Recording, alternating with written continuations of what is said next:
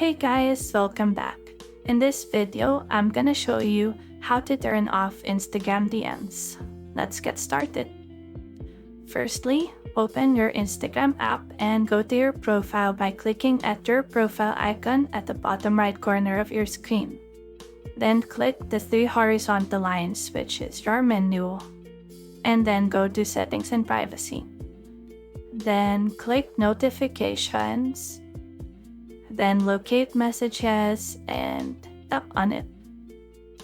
Here, you can configure notifications for various message types, such as message requests, individual and group chats, message reminders, etc. So to disable specific message notifications, simply select off. And that's it. You've successfully turned off DMs on Instagram. If you have found this video helpful, simply leave a like below or subscribe because it helps me reach more people. See you soon!